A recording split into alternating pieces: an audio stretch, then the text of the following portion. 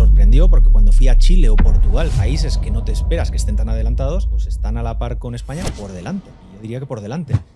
Has subido el carrito de la compra, la gasolina, a la vez que te ha subido todo lo demás. Tenía una conversación el otro día con una persona cercana que me decía, yo ahorraba y ponía en el plan de pensiones cada mes X, pues ya no lo pongo. Javier Caballero, asesor del fondo Gestión Boutique 6 Opportunity, está siendo el fondo más rentable de 2023 de todo el mundo. ¿Por qué crees el tema de que la cultura financiera no se enseña en las escuelas? Unas pocas personas pueden darle al botón de imprimir grandes cantidades de dinero, pero no tú. Tengo una buena noticia y una mala. La buena es que te puedes hacer rico, la mala es que rápido no funciona. ¿Qué les recomendarías tú a estas personas que se están iniciando y que tienen, vamos a poner, 5.000 euros? Pues dos cosas. Primero partiría de alguien que tiene 100.000 millones de dólares o 3, 4, 5.000 millones de dólares como tiene Charlie, que le hablen de que va a venir una divisa alternativa que la va a reemplazar. ¿Qué habéis hecho en el fondo para poder destacaros tanto de la media? Después de cada error tenemos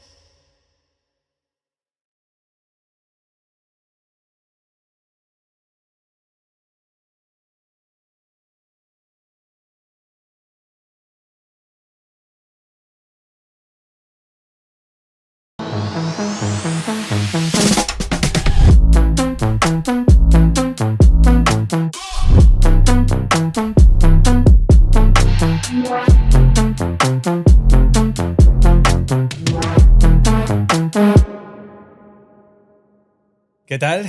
Bienvenidas o bienvenidos a este podcast de Inversión Racional. Mi nombre es Luis Miguel Ortiz, fundador del proyecto Inversión Racional, donde, entre otras cosas, luchamos contra la incultura financiera. Y en este podcast es un poco ambicioso porque lo que vamos a intentar es aportar el máximo valor posible a toda la gente que lo vea o nos escuche, trayendo a invitados de renombre y, sobre todo, divulgando de la manera correcta, ¿no? Y de la manera racional. Lo primero, presentar al primer invitado del podcast de Inversión Racional, que es Javier Caballero. Javier Caballero es asesor del fondo Gestión Boutique 6 Opportunity. Está siendo el fondo más rentable de 2023 de todo el mundo. Así que, nada, bienvenido Javier, ¿cómo estás? Muy bien, muchas gracias por invitarme. La primera pregunta que te quería hacer es la más básica, es ¿quién es Javier Caballero? Pues en la introducción, muchas gracias porque lo has explicado muy bien y muy generoso con tus palabras. Y un poco mi trayectoria, yo iba para medicina por tradición familiar, de ahí me di cuenta que realmente lo que me interesaba era la inversión y los negocios, así que me fui a estudiar ADE, casi en el último momento cambié a ADE, y hice, además de ADE Economía, pues por profundizar un poquito más, diferenciarme de todo el mundo que se licencia con ADE cada año. Y eso me permitió hacer unas prácticas en Renta 4, de ahí pasé al Santander en Madrid, trabajé en auditoría interna y la suerte es que trabajé en los diferentes países del grupo, con lo cual visité países como Brasil, Arabia Saudí, Londres, Reino Unido y me permitió tener una visión internacional y fue una experiencia muy buena sobre todo a ese nivel. ¿Qué pasa? Que auditoría interna es la que revisa las operaciones y me interesaba ser parte de los que deciden, de los que generan esas operaciones, de ese negocio. Y por eso me fui a estudiar un MBA a Nueva York, que me permitió dar el salto a front office, ya era parte de negocio, en Credit Suisse Londres.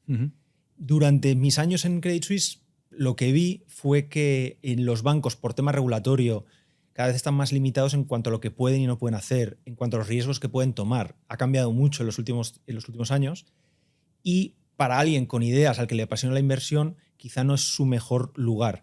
Yo iba con ideas a mi jefe y me decía, pero ¿cómo justificamos estos beneficios? Si va bien, la idea tiene sentido, la probabilidad de que salga bien es muy alta, pero ¿cómo justificamos el beneficio si no asumimos riesgo? Si nosotros lo que hacemos es intermediar para los clientes y llevarnos un pequeño porcentaje. Y claro, al final esas operaciones no las hacíamos, lo cual es bastante frustrante y por eso decidí dar el salto, me marché de allí e intentarlo por mi cuenta y montar el fondo que hoy sigo asesorando con mi socio Santiago Moreno. Muy bien. ¿Por qué te da por cambiarte de medicina, de tradición familiar, a economía o administración y dirección de empresas? ¿Qué es ese clic que te hace en la cabeza para decir, oye, tradición familiar, todo, además a una profesión que está muy bien vista por la sociedad y que además todos tus padres, tu madre, tu padre te dicen estudia arquitectura, estudia las típicas, ¿no? Derecho. ¿Cómo te da por meterte en la rama más de económicas y no dedicarte al tema de la medicina? Pues yo hasta el último momento estaba estudiando todas esas optativas que te permiten entrar en medicina, pero siempre me dejaba la puerta abierta como por si acaso. Algo había dentro de mí que decía, bueno, no estoy seguro. Y me di cuenta, por ejemplo, mi mejor amigo es cirujano y yo veía que él, si alguien se cortaba, yo no quería mirar. Y él iba a ver la herida, a curar, era lo que le gustaba. Y a mí me pasaba al revés. A mí me interesaban porque un restaurante está lleno y el de enfrente no. Porque la gente pasa por esa acera y eso hace que ese negocio vaya mejor. Los ahorros, la inversión. Recuerdo con 17 años ir a Renta 4 a preguntar cómo abrir una cuenta de inversión y me dijeron que necesitaba autorización de mis padres, así que me esperé a los 18 y fue ese mes cuando me abrí la cuenta. Un inversor precoz. Y bueno, me contacta gente que ha empezado con 13, 14, 15, o sea que no, ahora es increíble. Ahora es increíble. Ahora con las redes nos estará viendo gente o nos estará escuchando que le gente. Tarde. Vamos, que ya la gente viene a unos niveles increíbles. Pero bueno, en nuestra época también era más complicado, ¿no? Era más complicado empezar. Y eso fue lo que dije, si realmente lo que me apasiona, lo que me interesa es esto, voy a intentar encauzar mi carrera hacia lo que me interesa y lo que creo que voy a disfrutar más. Por eso fui hacia la rama de negocios, pese a que, como te decía, en mi casa desde pequeño yo estaba en hospitales, se hablaba de enfermos, de turnos, de todo, era mi día a día. Pero decidí dar el cambio e intentar ir a por lo que a uno le apasiona y le gusta. Como nos has comentado, al final has trabajado en la parte también de banca, también parte de trader, ¿no? Y a nivel internacional. La pregunta que te quiero hacer es bastante sencilla y a la vez bastante difícil de contestar. Bastante sencilla de hacer, pero difícil de contestar. Y es que a mucha gente que nos esté viendo, escuchando, muchos de ellos a lo mejor son gente joven, son gente que se quiere iniciar en el mundo del brokeraje, de la banca, de la inversión. ¿Es fácil para la gente joven ahora iniciarse? ¿Qué pasos tú les dirías que podían hacer o optar para iniciarse en esto de la intermediación financiera o en todo lo que sea el sector financiero, trabajar en él? Pues como dices, difícil pregunta. Lo primero que diría que la banca es un sector que va a menos. Yo cada vez soy más crítico. De hecho, un motivo por el que monté el fondo es porque en la banca tradicional es muy difícil encontrar un fondo bien gestionado, con comisiones bajas, con un gestor o asesor que se juegue su patrimonio en el fondo. Es algo que es de sentido común, que no se encuentra. Y lo que yo monté, porque yo gestionaba patrimonio de mi madre y familiar, y un poco conocía a mi socio Santiago, y él estaba en una situación parecida, y por eso decidimos montar un fondo para nosotros decidir la inversión, la gestión, las comisiones que no encontrábamos, ¿no? Y un poco para competir con esos productos que no interesan a los clientes en general. Ahora empieza a haber algo más de opción, pero en general la banca tradicional no ofrece esos productos.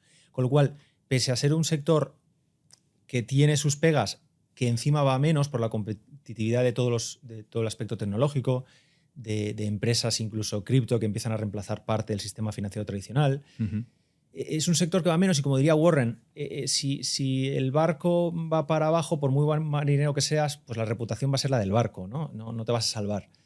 Y yo le diría a esa persona que tiene dudas que elija algo que le apasione, pero que vea si ese mar, ¿no? Esa estrategia de mar azul o mar rojo, ¿no? De si ese mar está en calma y hay oportunidades y ese sector va en crecimiento, le va a ir mejor. Yo recuerdo cuando entré en banca, el Santander estaba creciendo, estaba adquiriendo bancos internacionalmente y había ascensos, había oportunidades, había ascensos dobles. Había gente, el de delante mío se iba a liderar el Banco de Polonia que acabamos de comprar. Era increíble. Y luego vi la otra parte de la moneda, ¿no? Cuando se recortaba y no había ascensos sin subida de sueldo, no había oportunidades, quedaban las promociones que iban entrando, se iban quedando estancadas, con lo cual había mucha tensión, incluso despidos luego en Credit Suisse, que ya Credit Suisse estaba sufriendo. He hecho muchos hilos en Twitter sobre Credit Suisse, o sea, que telita. Y luego UBS, que ya les obligan Credit Suisse. A fusionarle. Entonces yo vi lo que era en Credit Suisse, la otra, pues la parte mala también, y ver cómo el sector, venía un fichaje de Estados Unidos estrella, se muda a Londres con su mujer y su bebé, pues de un año aprox, y a los 6 meses lo echan, pues porque hay que recortar, porque no hay presupuestos y lo tienen que echar. Entonces vi esas situaciones y te das cuenta de lo que es un sector que va a menos. Por muy bueno que seas, te va a ser difícil destacar y llevarte ese, digamos, recompensa que te merecerías por tu valor. Dicho esto, si estás en duda, me pensaría en los sectores que están en crecimiento de esas dudas que tienes. Si lo que te interesa es la banca, fórmate, habla con gente que haya hecho lo que quieres hacer, sea en banca o fuera.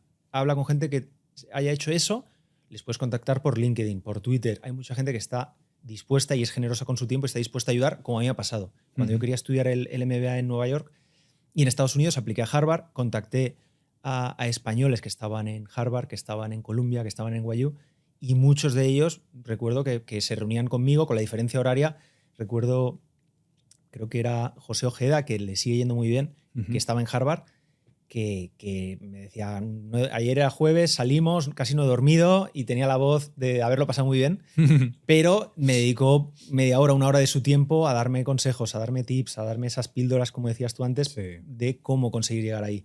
Pues recomiendo eso, que hablen con esa gente que ha conseguido lo que ellos quieren conseguir y les pregunten. Y ahí van a encontrar esos trucos y esos pasos que tienen que dar para llegar a esos objetivos.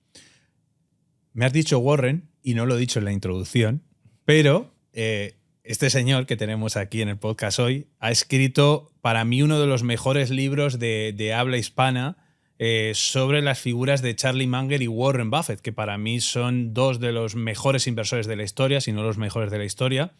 Y su libro, que se llama Warren y Charlie, más título, pero bueno, yo le llamo Warren y Charlie a ese libro. La verdad es que me parece una pasada de libro. Yo lo tengo y lo he releído una y otra vez. Te doy 1000 gracias por haberlo escrito. Indagando un poquito más en tu experiencia, ¿cómo os da por dar ese paso y decir, venga, a la aventura, vamos a montar nuestro propio fondo? ¿Cómo empieza todo esto? Pues no fue una decisión difícil porque, como tú dices, tienes un buen sueldo y no solo un sueldo, sino algo que yo no sabía o que la gente es difícil ver, pues tu personalidad también se ve ligada a ese puesto, ¿no? Cuando tú le dices, pues yo soy tal persona que me dedico a tal, que es como nos solemos presentar, quizá acertada o erróneamente, pero es como sueles conocer a muchas personas, pues tu personalidad se liga a un puesto, más un sueldo, un nivel de vida, un estilo de vida. Con lo cual, dar ese salto al vacío, sin sueldo, sin paracaídas y sin saber lo que podía venir, porque podíamos empezar, irnos bien, irnos mal. Recuerdo los chicos de Valentum, que fueron muy generosos también, y nos dieron consejos y nos dijeron, si el primer año hacéis, decía, la suerte juega un papel importante, si el primer año hacéis un -7, estáis muertos. Pues el primer año hicimos como un -20. Tuvimos... Bienvenidos al mundo real. Exacto. ¿Queréis? Toma 2 tazas. y nos acordábamos mucho y nos reíamos con mi socio Santiago por no llorar a veces, porque hemos pasado épocas muy duras. Hoy estamos en un momento dulce, pero ha sido, pues hemos pasado todo el tipo de batallas, de trincheras y hemos sufrido el COVID, que imagínate gestionar el patrimonio personal y familiar y verlo bajar un 50% en días. O sea, y con la incertidumbre que creaba pues una pandemia global. No es una bajada de mercado habitual, no se sabía lo que podía pasar, ¿no? Estaba la economía cerrada a nivel mundial. Entonces, hoy estamos de celebración un poco, no nos relajamos porque hemos aprendido que en el momento que te relajes, pues te vienen 2 tazas y 2 buenas bofetadas, pero decidimos un poco porque no veíamos otra opción, ¿no? No es algo que hagas porque te apetece, es algo porque no puedes hacer otra cosa, ¿no? Sí, sí. Es que no dices, es lo único que me interesa, lo único que puedo hacer y te lanzas. Muy bien. También me quiero centrar un poco más en lo que es tu experiencia internacional. Has estado viajando por medio mundo, en el mundo anglosajón además has estado tanto trabajando, si no me equivoco, en Londres, como también estudiando en Nueva York. Sí. ¿Qué diferencias ves en cuanto al tema de la cultura financiera entre unos países y otro y por qué está tan desarrollado el mercado de capitales en un sitio y tan subdesarrollado aquí? Mira, yo empecé en el Santander y el Santander era la época de botín y de adquirir los bancos en Estados Unidos, en Reino Unido, en Brasil, con lo cual éramos, si no recuerdo mal, en algunos momentos el banco más grande del mundo, por algunas métricas, ¿no? Por activos, por tal. Entonces, era, pues tú desde Madrid, tu primera experiencia profesional con 23 años, pues tú dices, pues esto es lo más puntero, ¿no? Sí, esto es lo más avanzado. Además, hay una ciudad financiera con edificios, tienen centro médico, guardería, campo de golf, una pasada de lugar para trabajar. Entonces tú te ves allí y dices, esto debe ser el centro del mundo. Entonces luego vas a Londres y te das cuenta de que ni mucho menos. La City. Ni mucho menos. ¿Y qué pasa? Que cuando me sorprendió, porque cuando fui a Chile o Portugal, países que no te esperas que estén tan adelantados, pues están a la par con España o por delante. Y yo diría que por delante. Entonces, pues ves un poco lo que hablábamos, ¿no? Que ya no solo a nivel bancario los productos están un poquito menos avanzados, sino que sobre todo a nivel de país pues hace falta mucha educación y como luego hablaremos, ¿no? Con temas de inflación, temas de dinero, Sí.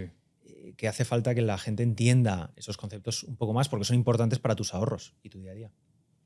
Al final, yo noto en la gente a pie que yo creo que de tener una historia tan bancaria en Europa y tener una situación tan dominada por la banca y no por los mercados más de capitales, la bolsa privada, etcétera, pues al final hay distorsiones, ¿no? Y es como que además España sale de la dictadura de los años 70, vivimos en una situación a nivel histórico en la que todo crecía al unirse a la Unión Europea. Además, los tipos que se daban por los ahorros eran altísimos. Por lo tanto, la gente no tuvo necesidad de tener que formarse para invertir en otro tipo de activos, cosa que en otros países pues llevaban ya muchos años con ello, ¿no?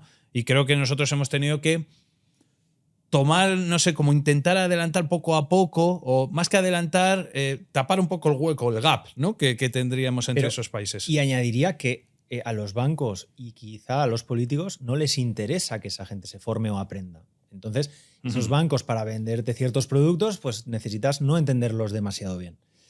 Entonces, bueno, no me quiero meter. No, tú métete, no hay problema. Si pues no me lo dices a mí, lo digo yo. Realmente es un poco, hay unos incentivos perversos Tal cual. Para que la gente no se forma y no entienda esos conceptos y poder pues un poco manipularles o venderles. Vamos a ser claros, ¿cuáles son los incentivos? Porque, por ejemplo, Charlie Munger lo dice mucho, conoce a la otra persona y ¿cómo la vas a conocer? Por los incentivos que ella tiene.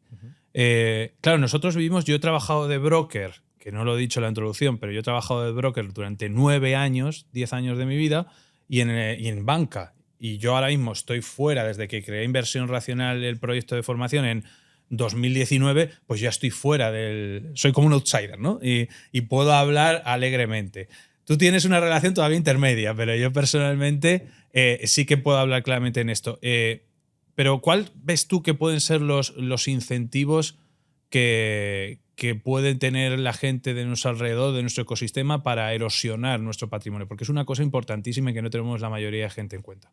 Dos cosas. Una, tú eres un outsider, yo no puedo serlo 100%. ¿Por qué? Porque la regulación está hecha para que no puedas gestionar dinero de terceros sin estar dinero dentro del sistema bancario.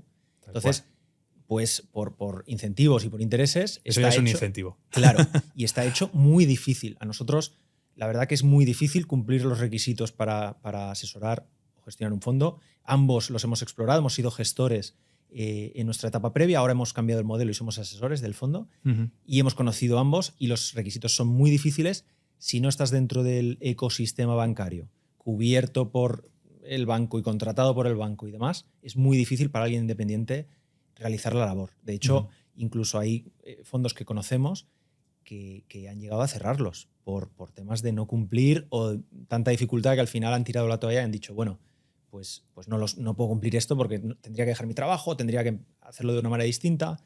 Muy difícil. Incentivos, pues vamos a hablar luego del dinero, pero que es algo que es un interés que compartimos. Pues creo que los bancos centrales tengan el botón de imprimir dinero para poder ellos decidir cuándo le dan al botón, regalarlo a la gente o darlo a las empresas cuando se necesita ayuda, pues creo que es un poder que todo el mundo querría y que cuesta el ahorro de todas las personas que no reciben ese dinero. Y que la gente no es consciente. Y nadie es consciente de eso.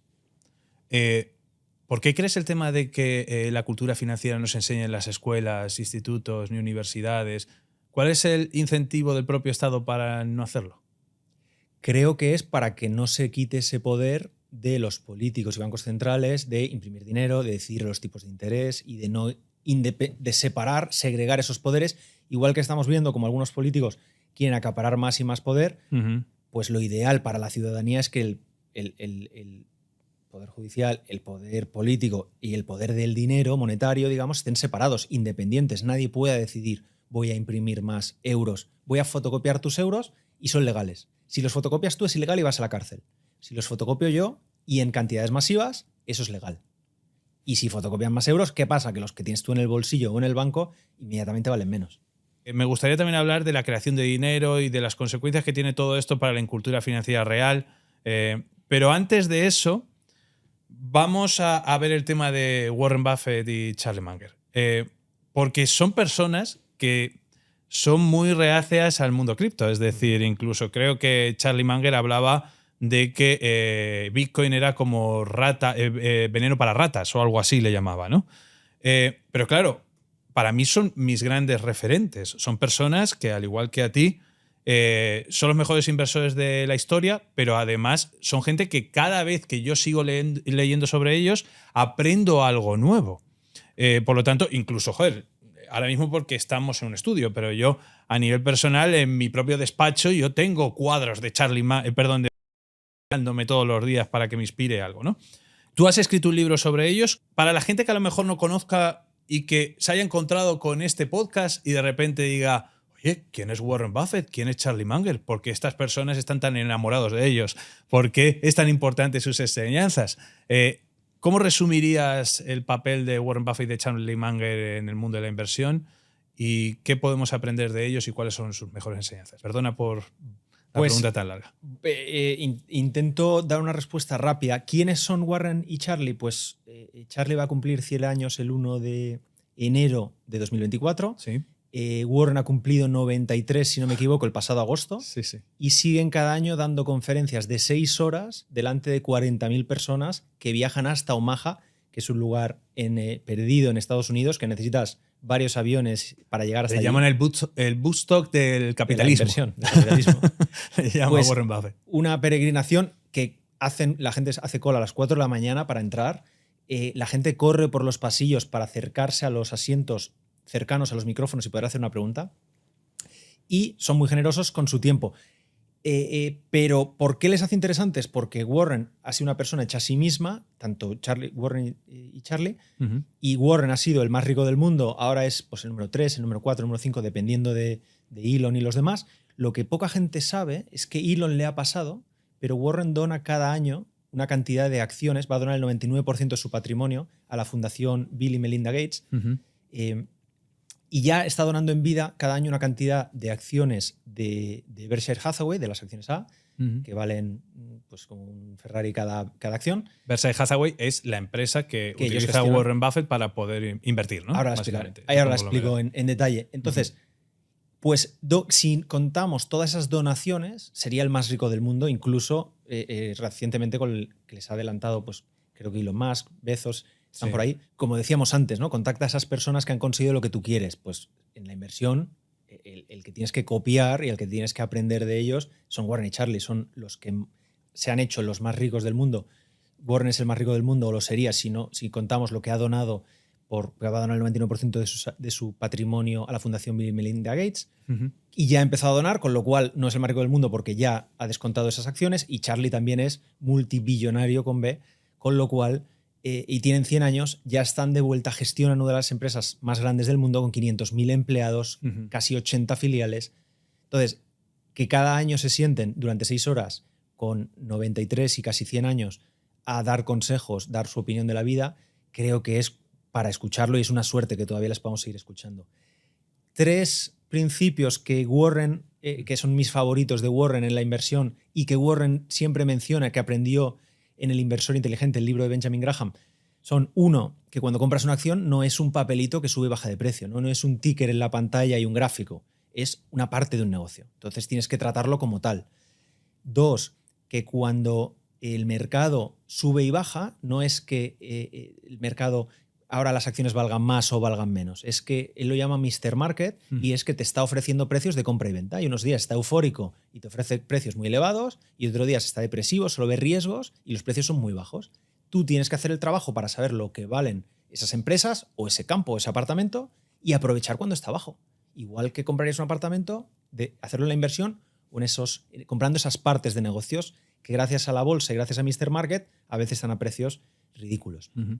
Y el tercero, el margen de seguridad. Él siempre pone el ejemplo de que si conduces un camión de 9.800 kilos, no pases por el puente que dice máximo 10.000. Sigue conduciendo y busca el que dice máximo 20.000.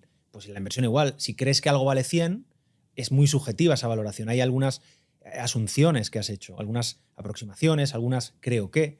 Pues si crees que algo vale 100, no lo compres por 95. Cómpralo por 40 y muchas cosas te puedes equivocar o pueden salir mal y aún así ganar dinero. Ujú. Al final eso también destila mucho de las enseñanzas de su mentor, porque este señor, aunque sea muy mayor, tuvo un mentor, que es Benjamin Graham, con un famoso libro archiconocido en todos los inversores en valor, que es El inversor inteligente, que también recomiendo a toda nuestra audiencia que le eche un vistazo. Y se habla sobre todo, es un buen tocho de libro, también hay que Yo decirlo. recomiendo algo menos. ¿No te gusta? Es un libro duro, la verdad. Es duro. Lo que pasa es que, por ejemplo, los capítulos del inversor, por ejemplo, el margen de seguridad, Sí. la primera vez que se habla del margen de seguridad es justo en ese libro, ¿no? A ver, es un libro que es un poco atemporal, que lo recomienda mucha gente, todavía sigue siendo un bestseller. También está Security Analysis de Benjamin Graham. Ese lo recomiendo menos porque ese es duro Más todavía, duro. es más duro aún, ¿no?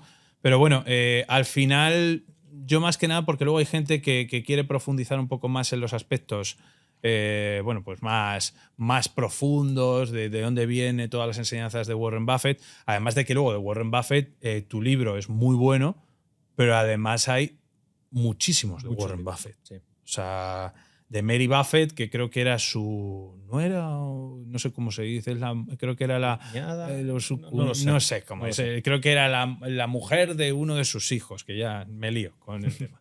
Y ha escrito varios libros sobre Warren Buffett que también están bastante bien para iniciados. Pero bueno, de todas maneras, que la gente profundice, que le eche un vistazo, pero que para nosotros son grandes referentes. Pero ahora quiero que vayamos un poco más allá, porque lo estábamos comentando antes y si no, lo digo ahora, el tema de que hablaba muchas veces Warren Buffett y sobre todo Charlie Munger, que es su socio, que eran muy críticos con el tema cripto, con el tema Bitcoin, etc. Hemos estado hablando del tema de los incentivos, ¿no? De lo importante que es conocer los incentivos que tienes a tu alrededor. Por ejemplo, Charlie Munger y Warren Buffett han sido dos personas que se han beneficiado mucho del sistema actual.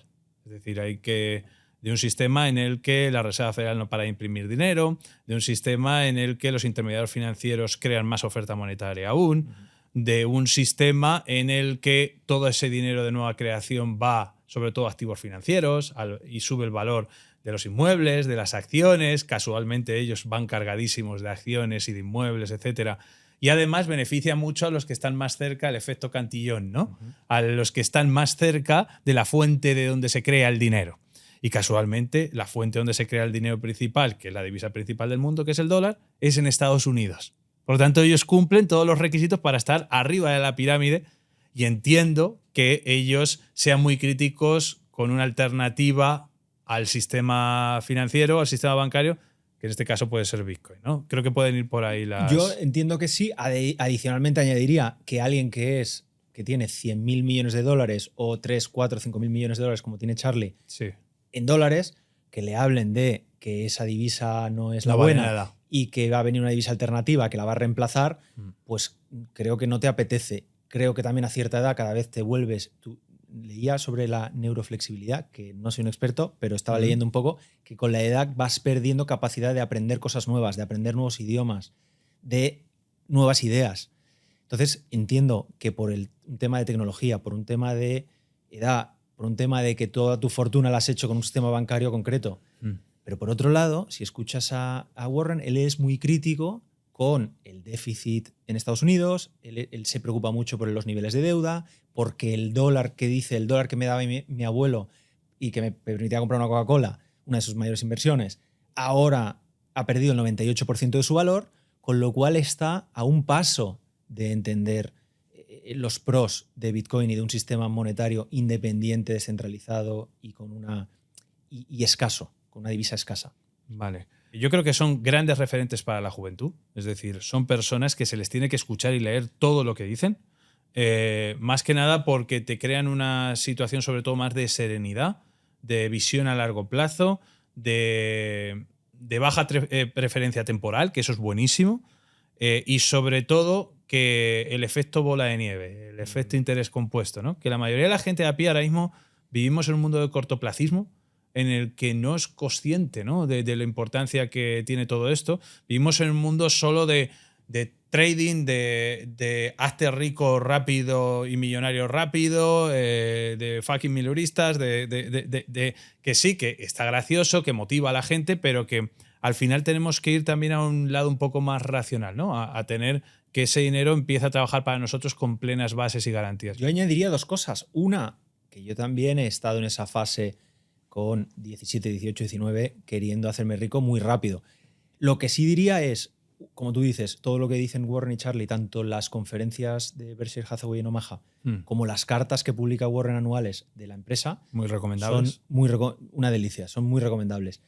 Y lo que diría es, si sabemos que poniendo una parte del ahorro cada mes en un fondo índice y olvidándonos, diversificado, probablemente uno global, no solo uno americano, que todo el mundo se fija solo en el americano, uno global para si el dólar pierde o Estados Unidos pierde ese liderazgo mundial y lo reemplaza China, pues tu índice está diversificado para incluir esos países. Si sabemos que poniendo una pequeña parte de mi ahorro desde que soy súper joven, 100, 200 y luego 500 o más cuando vaya pudiendo, me va a garantizar un cierto patrimonio, una cierta tranquilidad cuando tenga 40, 50, 60, quizá una jubilación o quizá antes ser millonario o el nivel que queramos poner, aseguremos ese objetivo. Y también intento montar mi negocio, o también intento hacer una inversión más arriesgada, o también intentas lo que tú quieres. Pero creo que esa parte de racionalidad y de ir poniendo a la bola de nieve para acabar viéndola, pues no hay que descartarla, ¿no? Porque tengo prisa y lo quiero hacer rápido. Si lo que hablábamos antes, si tienes 5.000 euros, ¿qué harías? Pues cada mes separar un poco. Todo el mundo vamos a cenar, pues a lo mejor la segunda copa que no aporta tanto, o la última no aporta tanto, quítala. Y esa última copa semanal al cabo del mes es un pequeño dinero que puedo separar, que eso compuesto a lo largo de 30 años sorprende los resultados. Recomiendo a la gente que haga los números en calculadoras de interés compuesto que se pueden encontrar por internet, que si pones, a mí me gusta mucho la regla del 15%, para los que dicen, hoy me haré millonario con 65. Pues la regla del 15% dice, si ahorras 1.500 cada mes, que es difícil, pero llegado a una cierta edad, muchos de los que nos escuchan pueden llegar a ahorrar ese dinero cada mes. Al 15% anual, que es difícil, pero se puede conseguir o si es menos, pues será a más tiempo. 1.500 cada mes, 15% anualizado, en 15 años te haces millonario. Si no es 1.500, pues será en 17 años. Si no es un 15% anual, en 20 años. Vale, pero que ese interés compuesto funciona y que no hay que, digamos, perderlo de vista y perder esa oportunidad de decir, me subo al tren de la bola de nieve y aparte puedo hacer más cosas. Pero no es A o B. Sí, sí. No hay que descartarlo. Al final yo creo que las mejores enseñanzas de ellos es enfócate en el largo plazo. Lee, documéntate, no te dejes llevar por la infosicación que hay por ahí fuera, ¿no? Y sobre todo, sigue teniendo esa curiosidad incesante toda la vida. Ellos con 90 y tantos años están lúcidos mentalmente y siguen investigando sobre nuevas cosas. Eso es una enseñanza valiosísima para la mayoría de la juventud que nos ve o que nos escucha. Es una cosa que no me cansaré de repetirla una y mil veces, ¿no? Y que la gente no valora demasiado. En este mundo de cortoplacismo no lo valora demasiado. Y creo que el que más enfoca y el que más construye bien las bases para poder llevar la inversión a otro nivel a largo plazo se despega de la media. O sea, se despega de su grupo de amigos, se despega de sus compañeros de trabajo. O sea, su riqueza va, la curva en vez de interés simple es interés exponencial. Ya está. O sea, lo que pasa es que hay que tomarse la molestia de hacerlo y ser consciente de ello, ¿no? Y cuando les escuchas algo que ves, es que es de sentido común lo que dicen. No te están diciendo nada de unas fórmulas matemáticas. Ellos te dicen las fórmulas matemáticas, si te interesan, sí, pero no hablan apenas. Ve a la universidad, te enseñarán muchas fórmulas y ninguna sirve para nada. Dice Charlie, que me hace mucha gracia. Sí, entonces, ellos aplican mucho sentido común y dicen, ¿cómo analizarías si fueras a comprar el campo de tu vecino? Pues dirías, ¿cuánto cereal puede producir este campo? Perfecto. ¿A cuánto lo puedo vender? Ok, pagaré impuestos y tendré que comprar maquinaria y semillas para el año que viene. Después de todo eso, ¿cuánto me queda al año? 10. Pues si se vende, si yo creo que un 10% anualizado es interesante, pues si se vende a 100 o a menos lo compro, porque ese 10 que me da cada año 10.000 euros sobre 100.000 es ese 10%. Ujú. Si se vende a 300, espero. Del mismo modo, analizas un apartamento para alquilar o una empresa o un negocio. ¿Qué pasa? Que la bolsa, como cotiza minuto a minuto, pues la gente se vuelve loca y hay un efecto como de apuesta o como de máquina tragaperras y un poquito de adicción también, Sí. que hace que ya no la analicemos con racionalidad, ya no pensemos con sentido común como analizarías un campo o un piso. Entonces vamos a ponernos en la piel de la gente que nos esté viendo, nos esté escuchando, tenga sus 5.000 euritos ahorrados, dólares, lo que sea. ¿Qué es, guardando las distancias, y si no puedes recomendar, cuál es tu opinión, ¿vale? Porque esto es que tenemos que ir con mucho cuidado de las recomendaciones o no, de que hiciera la gente que nos está viendo y que tiene ese dinero. Porque a mí no para de venirme gente para formarse en inversión racional justo con esto. Tengo un dinero, quiero sacar, ¿qué hago con esto? Quiero sacar una rentabilidad. O gente muy joven que te viene y te dice, oye, tengo este dinero, quiero ya empezar, ¿dónde me meto? ¿Dónde tal? Ya están esperando a que le digas el broker para que le den a la maquinita, ¿no? En vez de formarse. Y claro, yo os lo digo como experiencia que he trabajado en el mundo de la intermediación financiera, sois los clientes perfectos para los brokers, los que va con ese perfil, porque lo único que quieren es echar a la maquinita, lo van a perder rápido, van a generar comisiones y de verdad esto ya es un mete-saca, ¿no? ¿Qué pasa? ¿Qué les recomendarías tú a estas personas que se están iniciando y que tienen un dinero ahorrado, vamos a poner 5.000 euros, y que quieren empezar? Pues dos cosas. Yo primero partiría de, ¿te interesa la inversión? ¿Te gusta? ¿Le quieres dedicar tiempo y que forme parte de tu vida? A la persona que diga sí, fórmate para entender esos negocios y poder analizarlos, poder entender sus estados financieros, su contabilidad, poder saber si ganan ese 10, si ese 10 que hablábamos antes, esos 10.000 que hablábamos antes en el campo, va a ser sostenible o no, qué va a pasar en el futuro, esa ventaja competitiva, si esos directivos están tomando las decisiones correctas. ¿De dónde estás invirtiendo? ¿En acciones? Para invertir, ¿no? en acciones o en negocios privados o en el campo del vecino que hablamos antes. Emprendimiento. Para entender a invertir. Para aprender a invertir. Si quieres que eso sea parte de tu vida, fórmate y ya con ese conocimiento empieza a aplicarlo. Dos, si no le quieres dedicar tiempo y no hace falta que todo el mundo le dedique tiempo, ¿por qué? Si eres dentista, fisioterapeuta como un amigo, farmacéutica, no hace falta que le dediques 3 horas cada tarde a ver los resultados de Apple, de Facebook, de Meta o de Coinbase que salieron la semana pasada. No hace falta. Entonces, yo invertiría en un fondo índice de bajo coste, diversificado. Como hablamos antes, probablemente no solo Estados Unidos, probablemente utilizaría el Morgan Stanley mundial. No o un ETF. O un ETF que es equivalente. Son sí, equivalentes. Es lo mismo. A nivel mundial y te olvidas. Pones cada mes y te olvidas. ¿Que quieres eso añadirlo con un fondo de un gestor que confías? También. Que personas en las que entiendas por qué es importante un gestor en el que confías o un índice muy diversificado.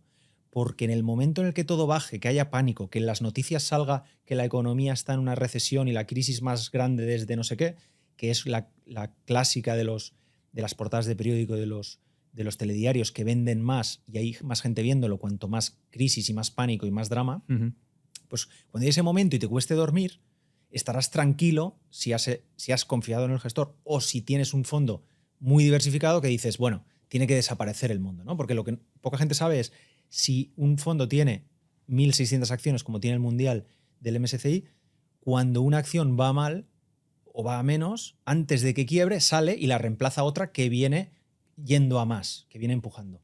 Con lo cual, para que tu inversión valga cero, para que lo pierdas todo, tendrían que quebrar las 1.600 empresas del índice a la vez. Con lo cual, yo diría que es cercano a imposible. Entonces, dormir más tranquilo que en esas opciones lo veo difícil. Y te subes a la productividad mundial, al incremento de productividad mundial de esos negocios.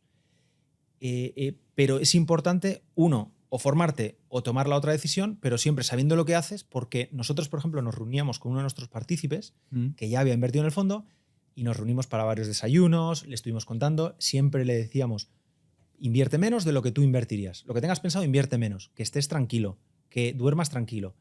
Pues particularmente este partícipe nos dio mucha pena porque le teníamos un aprecio y nos habíamos reunido con él y era alguien cercano. Vendió parte de su participación en el fondo el día más bajo post-COVID. que si lo quieres hacer, que es muy típico, ¿eh? no lo consigues. Pues si ves el gráfico post-COVID de marzo de 2020, en ese mínimo, que obviamente lo estábamos todos pasando muy mal, en ese mínimo sacó el dinero. Que dice, si lo intento, enganchar el mínimo o el máximo, imposible, pues las emociones humanas están tan hechas, estamos tan diseñados al revés, que te hacen vender en el peor momento. Entonces, por eso es tan importante cuando antes de tomar la decisión, tomarla con cabeza y sabiendo hacia qué camino vas a ir. ¿Vas a analizar tú las empresas? Fórmate para que sepas lo que hagas. Que no, elige un gestor o fondos diversificados que entiendas lo que está pasando, que entiendas que para que eso se vaya a cero, aunque haya una crisis mundial o un COVID, tienen que desaparecer todas las empresas. Se tienen que dejar de vender iPads y iPhones, se tienen que dejar de vender anuncios en Meta, tienen que dejar de buscar palabras en Google y, sobre todo, una cosa que me gusta siempre recordar es el apalancamiento. Eso ha sido una lección que me ha costado aprenderla más cara que otras y el apalancamiento siempre acaba mal. Es muy bonito cuando empiezas porque dices, oye, si esta idea es tan buena, con apalancamiento es el doble de buena o 10 veces más buena. Que nunca pensamos, ¿y si va mal? ¿Y si me he equivocado? ¿Y si viene el COVID? ¿Y si está ahí una guerra en Rusia y en Ucrania? Y hay esa mala noticia que me hunde la cotización. Pues va a hacer, igual que tus emociones pueden hacer que vendas en el peor momento, ese apalancamiento te va a liquidar el broker en ese peor momento, en esa venta, y te liquida, como tú bien sabrás, sí. Te va a liquidar en ese hilo que hace el gráfico para abajo, te liquida y ya no ves el final de la película, que probablemente sea bueno y estabas acertado. Voy a aclarar para la gente que nos esté escuchando o viendo que el tema del apalancamiento es básicamente poder operar con más dinero que tienes en la cuenta. Hay ciertos brokers, sobre todo de derivados financieros, que te dan mucha accesibilidad para que tú puedas entrar a trabajar dentro del broker, pero a cambio te ofrecen apalancamiento. Podemos hablar de apalancamiento de 2 veces lo que tienes en la cuenta, 3 veces, 5 veces, 10 veces, 20 veces. Por eso, por ejemplo, el sistema bancario es tan débil ante las crisis y los tienen que rescatar continuamente porque son empresas muy apalancadas. Son empresas que de verdad operan con mucho más dinero de los que tienen en sus reservas, ¿vale? Y es importante incidir aquí porque es la receta perfecta para alguien con 5.000 euros. Si le doy a alguien un apalancamiento... Y puedes operar como si tuvieras 15.000. Si le doy a alguien un apalancamiento, ya, oye, pues ya tengo unos retornos con una cartera decente. Y es la receta perfecta para que acabes en cero. Porque si te apalancas por 2, un 50% de bajada te deja a cero. Y un 0 ya no tiene recuperación. Cuando yo trabajaba de broker de derivados, lo primero que hacía a todos los alumnos cuando entraban, porque yo me dedicaba a la parte de formación, y yo era, madre mía, era martillo pilón, ¿eh? O sea, no os apalanquéis, apalancaros lo menos posible, lleva siempre este ajuste. Sí, pero luego te viene el día ludópata, el día que te has levantado cabreado con el mundo y dices, venga, que lo tengo claro, pum, 1x3, 1x4, 1x5, y lo que no saben es que saltan las garantías. Hay una película que la recomiendo a todo el mundo que se llama Margin Call, que el nombre de la propia película, Margin Call, viene de esto, viene de saltar el margen, ¿no? Ese margen cuando tú entras con apalancamiento financiero te exigen X garantías y todo lo demás fluctúa, ¿no? Pero si esas garantías no tienes ni para responder con esas garantías, te cierran la operación y por lo tanto, adiós muy buenas. Se ¿no? llama Margin Call fundida la porque cuenta. Ahora está automatizado, pero antes te llamaba el broker. Claro. O sea que una de las lecciones por lo menos de este podcast, que puede ser muy interesante para toda la gente que lo escuche, es, por favor, el apalancamiento, si es mínimo, mejor. Y si no hay apalancamiento, pues mejor que mejor. Y si además está diversificado, como ha dicho Javier, pues mejor que mejor, ¿no? Y más, voy a añadir más porque es muy importante. 2 temas. Uno, que como decía Luis Miguel, el apalancamiento, ya tener la opción, necesitas no tener ningún día de flaqueza. 365 días en los que no te equivocas, en las que no mueves la pestañita para apalancamiento, con lo cual vas a tener un día de debilidad o un día te vas a equivocar o un día por lo que sea, como decías tú, y puedes tener problemas. Con lo cual, probablemente ni tener la opción. Y 2, recomiendo a todo el mundo que vaya, que esto no les gustará a algunas empresas, pero que vaya a las empresas que ofrecen apalancamiento, que por ley en España tienen que poner un disclaimer diciendo el número de personas que pierde en esa plataforma. Y en plataformas, por ejemplo, de brokers de CFDs, etcétera, pues, o Forex, etcétera, pues van a ver que pierden entre un 70 y un 90% de todos sus clientes todo el patrimonio. El otro día me metí en una para hacer este mismo ejemplo y decían el 82.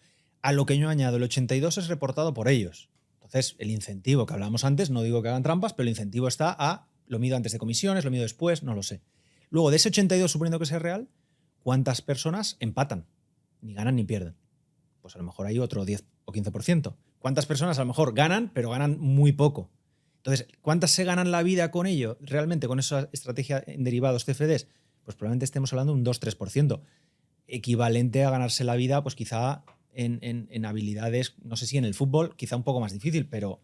Pero el problema aquí es que luego la gente lo relaciona, el apalancamiento, con las habilidades de la inversión. Y no, la inversión es bastante fácil de hacerla, que la gente lo ve muy complicado. Lo difícil es ser rentable en la inversión con apalancamiento.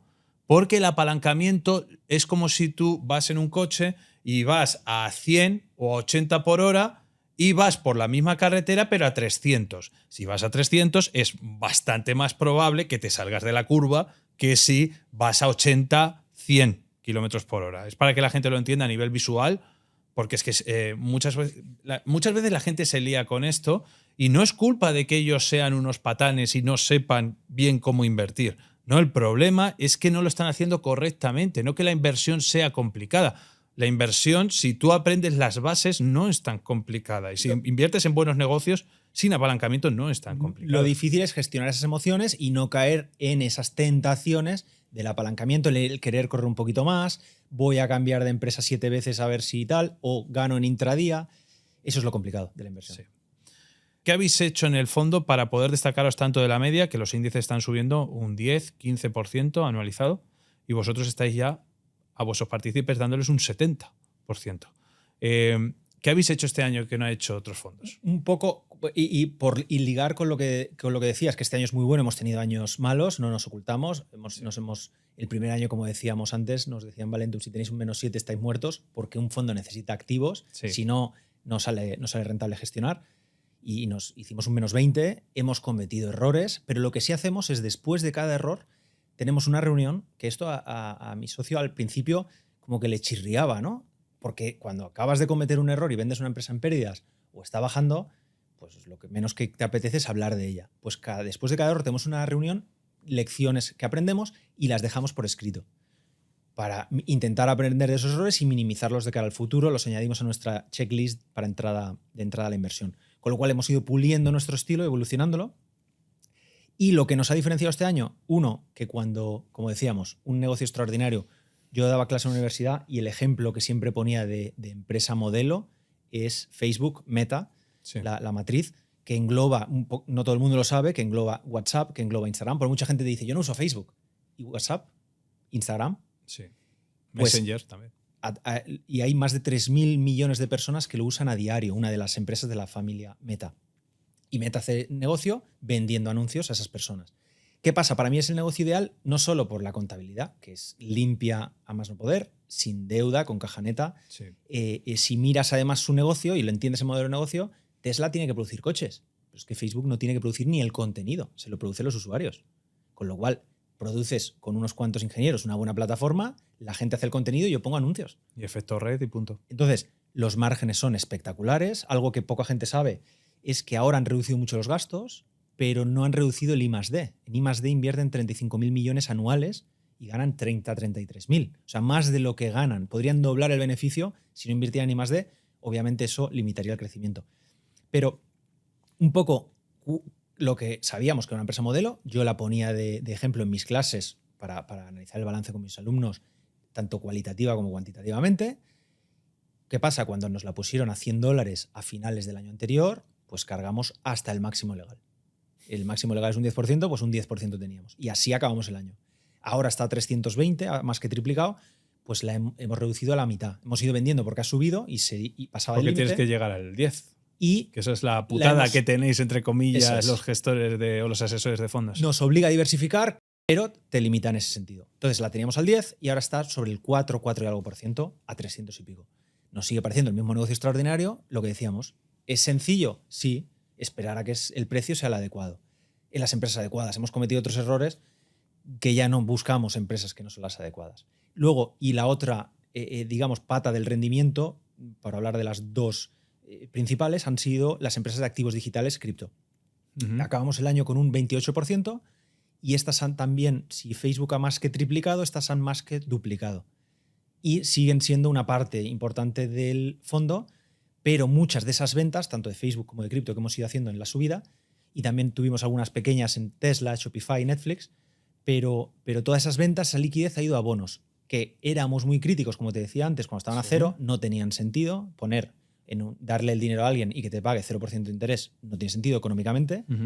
Ahora que ya están al 5% en Estados Unidos, que hay gente que se sorprende cuando lo digo, los tipos están por encima del 5, 5,5 en toda la curva. Ahora ha bajado un poquito, pero a los 20, 30 años de plazo puedes comprar un bono por encima del 5% de interés, que te va a pagar un 5% anual los próximos 20 años. O lo puedes comprar cupón cero, encima lo compones.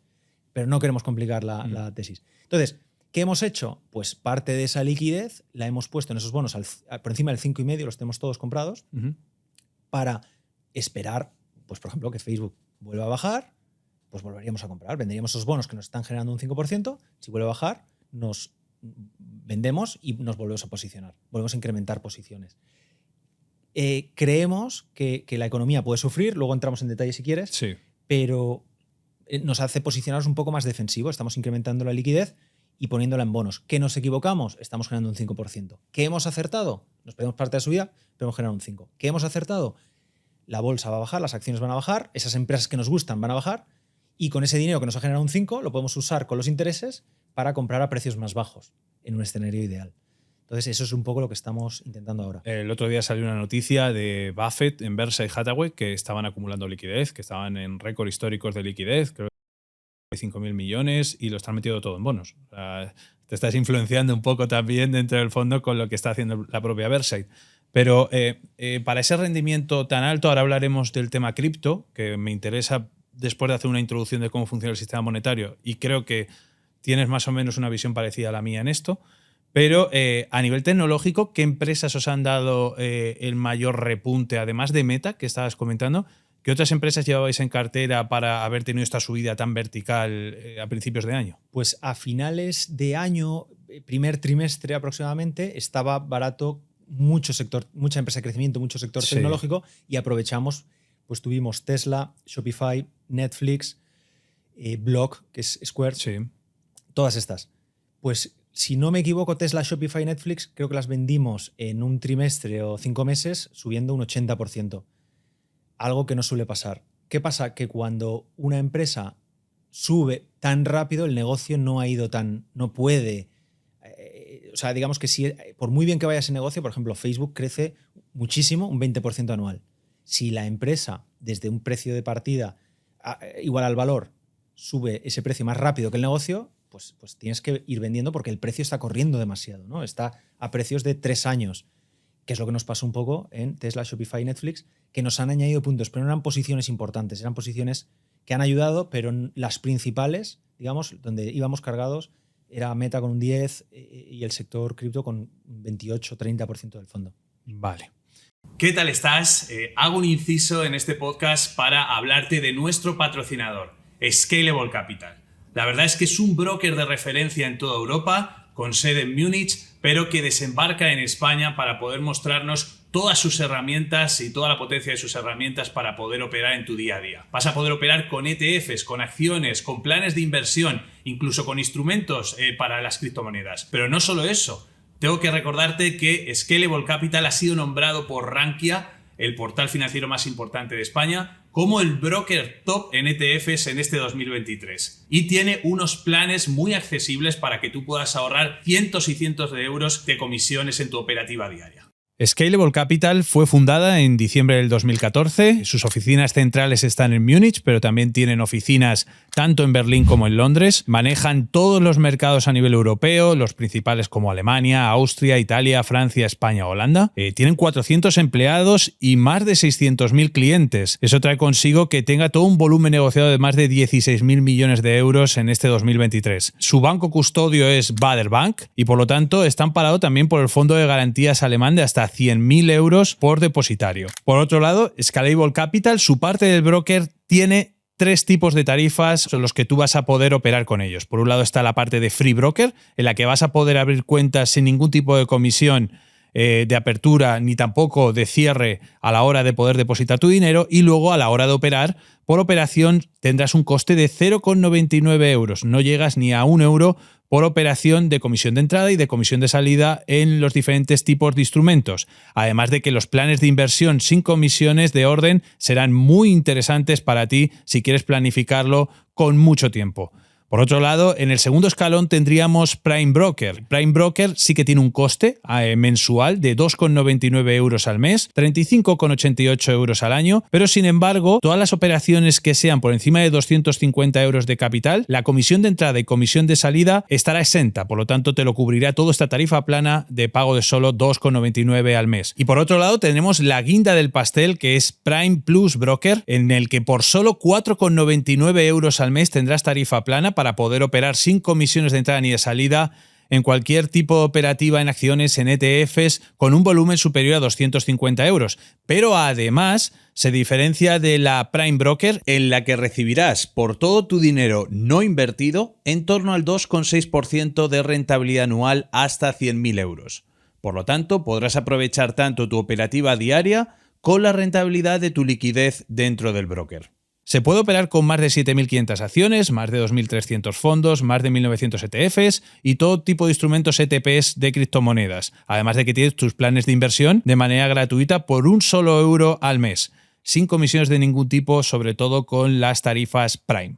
Como habrás visto, sus planes se adaptan a ti, desde planes gratuitos hasta planes de pago, pero de pago casi simbólico para todas las oportunidades y ventajas que te ofrecen. Para ello vas a poder empezar a operar solo con 1 euro en acciones, ETFs y en lo que tú quieras, y además vas a poder tener un acceso a sus plataformas tanto en iOS como en Android, como de escritorio, de manera sencilla y gratuita. Vamos, que si quieres simplificar tu inversión, Scalable Capital es la respuesta. Para ello podrás encontrar más información en la parte de la descripción, y dicho esto, sigamos con el episodio.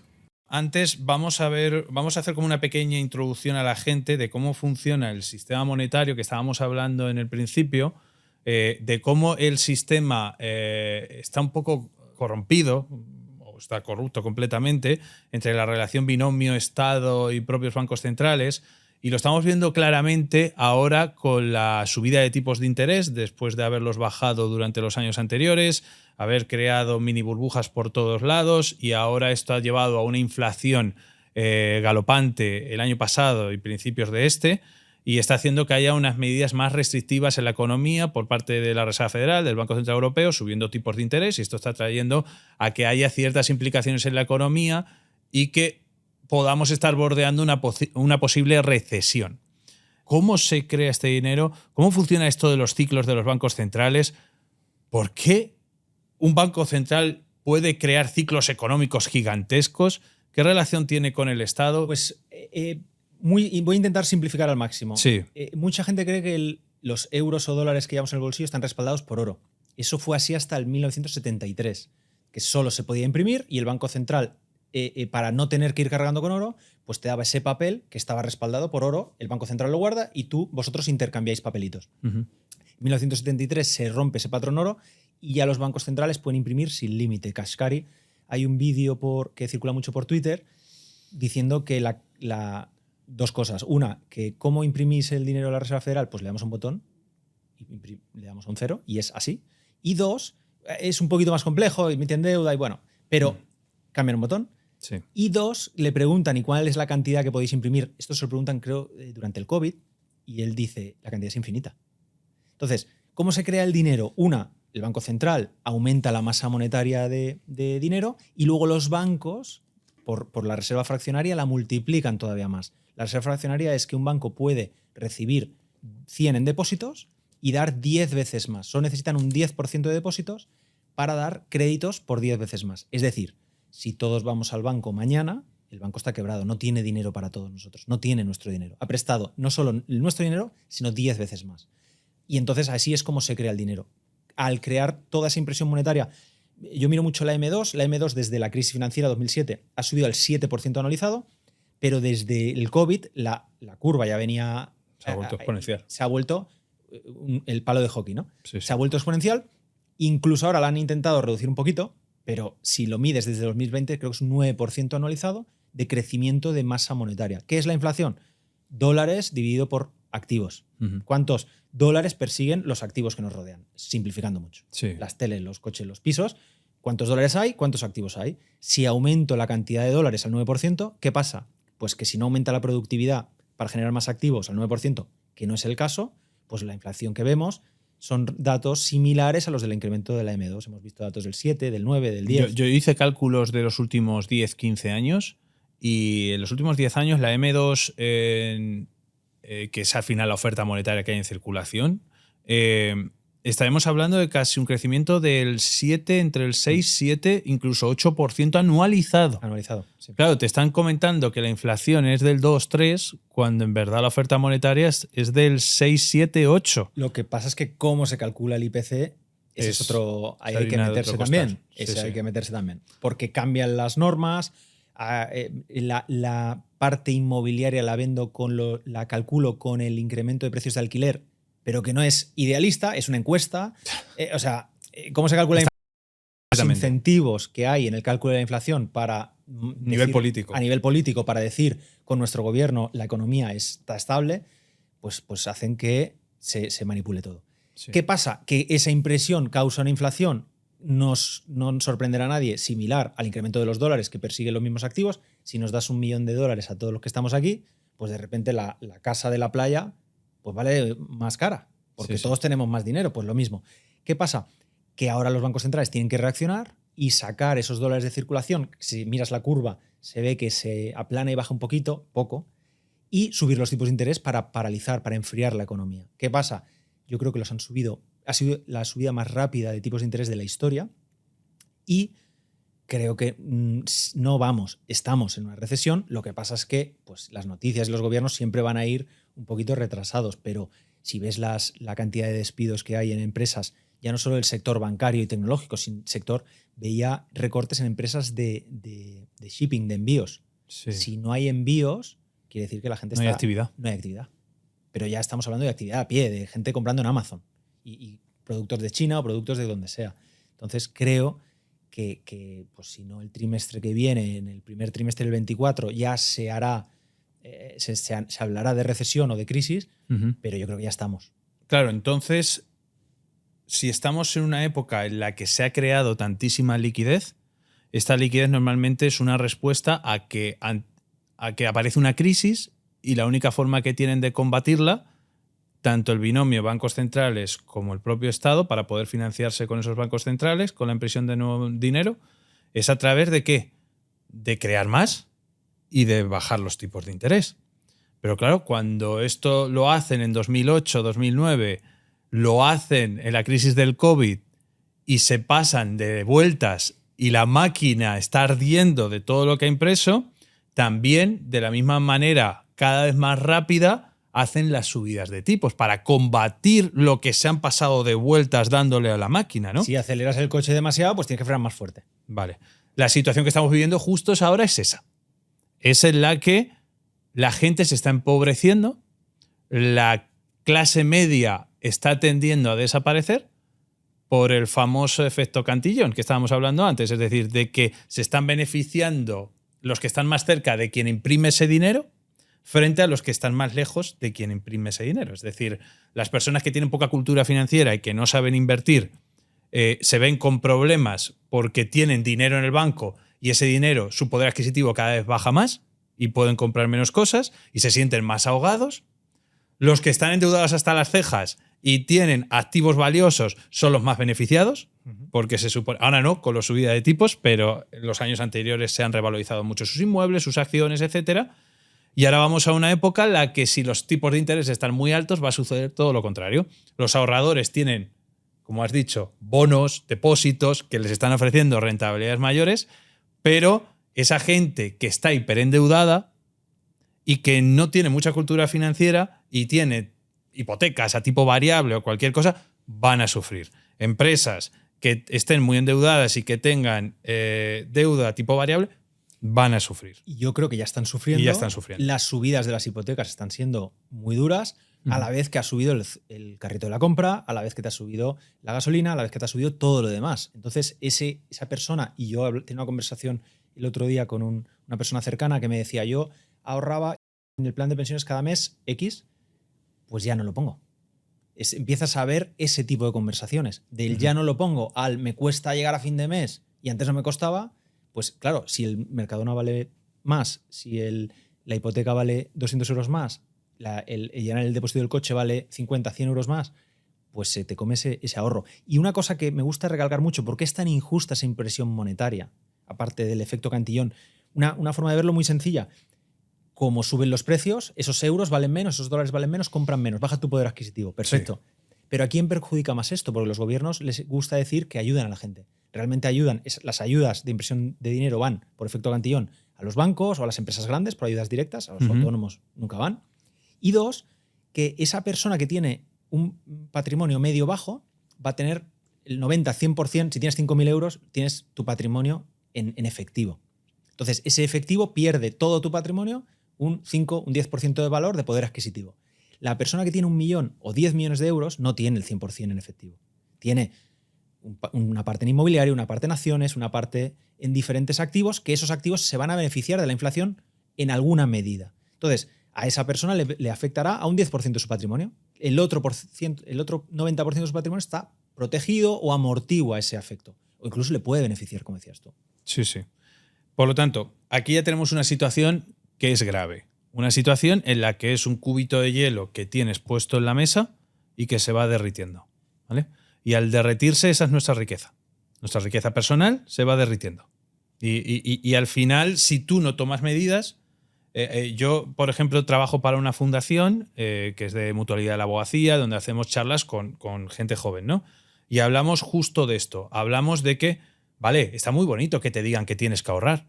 Está muy bonito que sí, vamos a concienciarles de que la factura de la luz, pon la lavadora X tiempo, compra X productos, está muy bien, vale. Pero una vez que la gente tiene ese ahorro, el problema que tiene es que no sabe cómo conectarlo al mundo de la inversión, no sabe qué instrumentos elegir, no sabe cómo dar el paso. Por eso estamos hablando que era tan importante la formación. Pero, claro, si ya nos han subido el nivel de que nosotros teníamos estipulado del 2-3% de inflación real, a por la oferta monetaria y por la impresión desmedida, irnos a inflaciones del 5, del 6, del 7, ya hay ciertos instrumentos que te empiezas a replantear, porque ya dices, oye, a lo mejor un depósito al 2% no me está protegiendo mi poder adquisitivo. A lo mejor tengo que ir activos con algo más de volatilidad, algo más de riesgo, pero porque me están obligando, porque el sistema está creado así, ¿no? Vale, y en estos activos más de riesgo, o considerados más de riesgo, porque eso habría que verlo y es debatible, entra el mundo cripto. Porque yo creo que el mundo cripto nace justo para luchar contra esto. O sea, Satoshi Nakamoto publica el white paper de Bitcoin en 2008. Con el titular del The Times de Reino Unido, ¿no? Sí, creo que era de... El de Chancellor, no sé la traducción, sí. Está a punto de un segundo rescate bancario o incluso lo pone rescate, en el código, la transacción. Sí, sí. La primera transacción. Es una buena entradilla para entender por qué nace este movimiento de Bitcoin. Vamos a explicarle, o si me puedes, de modo resumido, comprimido, qué es Bitcoin, por qué nace y por qué puede ser interesante en este momento y por qué incluso en el fondo tenéis gran participación en empresas relacionadas con el mundo de Bitcoin o cripto. Pues voy a intentar simplificar. Sí. Bitcoin es una moneda digital y la clave no es que sea digital, es que es descentralizada. Digamos que una serie de gente con diferentes nodos verifican esa base de datos, ¿no? La blockchain no deja de ser una base de datos, un Excel en el que se van añadiendo transacciones. Nos ponemos un grupo de personas de acuerdo y decimos, sí, estos son los saldos de cada persona. Y ya está. Y por eso es descentralizada. No hay un banco central, un banco que dice, Luis Miguel tiene 10.000 y lo garantiza el Banco Santander o lo garantiza el Banco Central. No, esto es, nos comunicamos de forma anónima y descentralizada diferentes personas y se verifica que esos son los saldos. ¿Por qué es importante que sea descentralizada? Porque Bitcoin nunca va a tener más de 21 millones, se producen más, pero el límite está en 21 millones, a diferencia de euros y dólares que no se dejan de imprimir, no dejan de incrementarse. Dos, esa descentralización hace que nadie pueda cambiar las normas, que nadie tenga el botón de imprimir, que nadie pueda censurar una transacción. No sé si alguien ha intentado hacer una transferencia muy grande y el banco se la ha paralizado, le ha llamado. Pues en Bitcoin nadie te puede parar. O si intentas enviar una transferencia a un país raro, pues a lo mejor ese banco no trabaja con esa persona o puedes tener problemas. Y nadie puede confiscar ese dinero, nadie puede censurar ni confiscar. Entonces, ¿por qué es interesante esto? Porque, uno, estamos hablando del patrón euro-dólar, patrón fiat, en el que unas pocas personas pueden darle al botón de imprimir grandes cantidades de dinero, pero no tú, ni yo. O el patrón Bitcoin, en el que nadie puede imprimir dinero, ni tomar ninguna decisión para cambiar el protocolo, ni yo tampoco. Oferta inelástica. Exactamente. Entonces, es un producto escaso en un mundo en el que cada vez la masa monetaria estamos inundados de nuevos dólares cada año, ¿no? Este año es menos, pero lo que veníamos diciendo, al 7% anualizado de crecimiento de cantidad de dólares en circulación en los últimos, estamos hablando casi 20 años. Es una ya. dilución del valor del dólar tremenda. Exactamente. Y es el que menos se está diluyendo de todas las monedas del mundo. Porque si ya nos vamos a Venezuela, Argentina, etcétera, pues ahí ya es. Que es un poco lo que me gusta mucho incidir. Nosotros hablamos de la inflación, como es esa erosión que hace la roca al agua, que no la ves y en 100 años la roca ha desaparecido. En los países europeos o americanos no nos preocupa tanto, pero que le expliquen lo que es la impresión monetaria a alguien en Venezuela o en Argentina, que tiene inflación por encima del 100% y que en pesos o en bolívares tienen lo mínimo para ir a la tienda a comprarlo y a partir de ahí se pasan al dólar a la primera que pueden o a Bitcoin. Y claro, vosotros tenéis una limitación dentro del fondo de que no podéis invertir directamente en Bitcoin. Porque yo ya he hablado con otros gestores, asesores que ven esa limitación. Está ahora pendiente de que se apruebe un vehículo que es un ETF sobre Bitcoin, Spot, por parte de los reguladores norteamericanos, de la SEC, y estamos grabando esto y todavía no se ha aprobado, pero están que en los próximos meses puede haber movimiento y a lo mejor quien vea este programa o escuche este programa dentro de, yo qué sé, de 5 meses, pues a lo mejor ya ha salido la noticia de que se ha aprobado el ETF Spot de Bitcoin. Claro, al no tener la alternativa de vosotros poder invertir directamente desde el fondo en Bitcoin puro y duro, tomáis la decisión de meter un buen porcentaje en empresas cripto o empresas relacionadas con Bitcoin o el mundo cripto. ¿Cuáles son las principales posiciones que tenéis ahora mismo en el fondo a nivel porcentual? ¿Por qué estáis tomando la decisión de entrar ahora fuerte este año, que además ya se está viendo los rendimientos que os están elevando a la estratosfera, pero que las mantenéis para el año siguiente? ¿Por qué esto? Varias cosas. Invertimos en empresas. Algunas empresas, por ejemplo, como MicroStrategy, se está demostrando que con decisiones financieras para comprar Bitcoin, de tomar deuda barata o de emitir acciones cuando las acciones están caras para comprar Bitcoin a precios bajos, están aportando están batiendo incluso la rentabilidad de Bitcoin, con lo cual, dentro de lo malo, pues no ha estado tan mal. Tenemos MicroStrategy con Michael Saylor a la cabeza, que hay gente que se piensa que Michael Saylor es alguien nuevo. Michael Saylor es el CEO del Nasdaq más longevo. Lleva al frente de MicroStrategy desde el 89. No sabía que era el CEO. Estudió Rocket Science en MIT, en Boston. Sí. Que lo que dicen no es Rocket Science, no es ciencia de cohetes espaciales. Pues él estudió eso y montó esta empresa tecnológica en el 89 y ha sobrevivido la crisis.com del 2000, la crisis financiera del 2008, el COVID, ha sobrevivido todo, con lo cual, bueno, sí.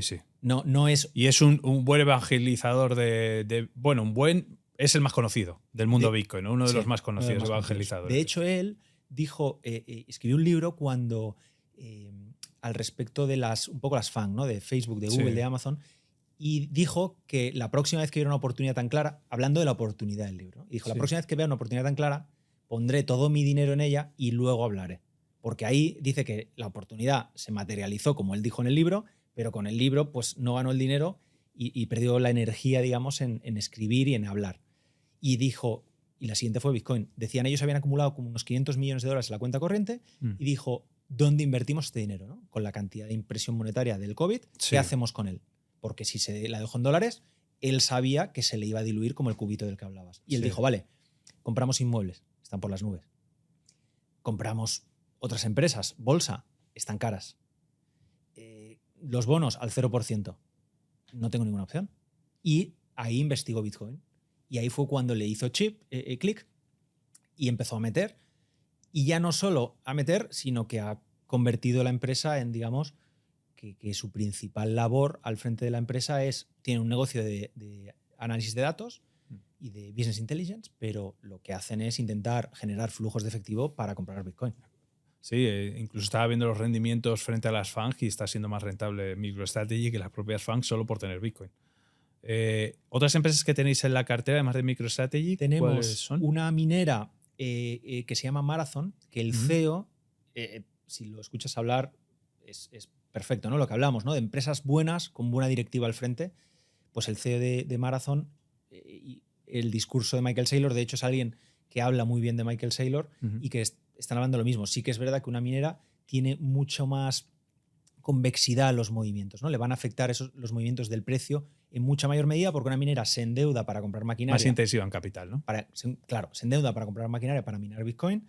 Cuando el precio va bien, perfecto, porque todo es beneficio. Cuando el precio va mal, entro en pérdidas, ¿no? Es una empresa cíclica, en verdad, ¿no? Muy cíclica. Tienes que aprovechar la buena parte del ciclo, ¿no?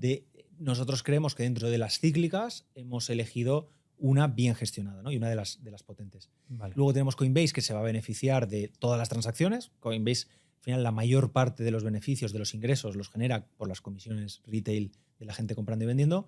Y creemos que si viene otro ciclo alcista, pues va a ir a más. Y el propio ETF que estábamos hablando al principio, que BlackRock, por ejemplo, quiere que su custodio sea Coinbase. Exactamente. O sea, imagínate custodiar a esa cantidad ingente de bitcoins de institucionales. Y la cuarta empresa es Galaxy, que está también en las listas para gestionar su propio ETF de Bitcoin, y creo que el de ETF de Ethereum va a ser BlackRock y Galaxy de forma conjunta. Vale. Tendría que revisarlo, puedo estar equivocado en esto, pero digamos que está metida en todo esto, y Galaxy es como una empresa, como si dijéramos el banco de inversión del sector cripto. Hace muchas operaciones de financiación de mineras, hace muchas en tema de adquisiciones, es una especie también de private equity en empresas cripto, con lo cual te estás exponiendo al sector en general. ¿Por qué las tenemos hoy, si quieres? Pues por dos motivos. Creemos que el ETF va a traer una narrativa que va a cambiar el incentivo de gestoras como el BlackRock, que gestiona $9 trillones, más de $9 trillones, a recomendar a todos sus asesores, gestores, portfolio managers, que en todas las carteras debe haber un 1 o 2% de cripto, porque tiene sentido y porque ya cobran comisiones. Hasta ahora no tenían el incentivo, ahora ya lo van a tener. Y en abril del año que viene el Bitcoin Halving, que es que esos mineros, por cada operación en la que se llevan la recompensa, empezó siendo 50 bitcoins, así es como se crean los nuevos. Sí. Ahora estamos en 6,25 y pasa a 3,125. Es decir, esa oferta inelástica se reduce. Más inelástica. Exactamente, se reduce a la mitad. Entonces, pues un poco la tormenta perfecta. Vale, dejo este silencio porque es que ahí ya que la audiencia ya se replantee, porque al final nosotros tenemos que exponer las cosas, luego cada uno que saque sus conclusiones, ¿no? Pero a nivel cíclico creo que es una situación que mucha gente se está dando cuenta que puede ser una oportunidad. Y lo que más me llama la atención es que en un mundo, pensará la audiencia, en un mundo en el que creemos que puede haber una posible recesión, sin embargo se esté concentrando tanto en un activo que ha estado muy relacionado con el mundo de la bolsa, ¿no? Y que si caen los mercados de la bolsa, pero parece que ahora, en el último año, se ha descorrelacionado algo, ¿no? Yo creo varias cosas. Uno, mucha gente no entiende el sector cripto de verdad, con lo cual lo ven como un activo de riesgo y cuando entra o sale dinero se mueve en mayor medida, ¿no? Con una beta mayor, que dirían algo que a Warren le chirriaría. Pues se mueve en mayor medida que el mercado, lo cual es un error. Cripto, digamos, es un sistema financiero alternativo al que está dominado por los gobiernos y los bancos centrales. Es una alternativa a lo que conocemos.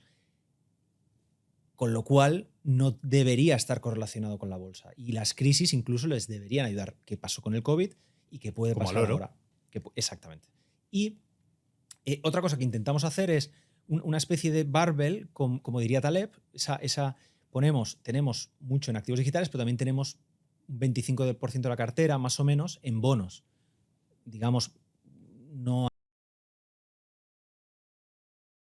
que nos generan un 5,5%. Entonces intentamos balancear, tener un punto de vista desde una cartera, gestionar una cartera como un todo, no una posición. No queremos ser un fondo de cripto, igual que en el pasado tuvimos una posición importante en petróleo o en China, pues vamos a ir a donde esté la oportunidad, pero no vamos a tener el 80% del fondo en un sector, por muy atractivo que esté. Nos podemos equivocar.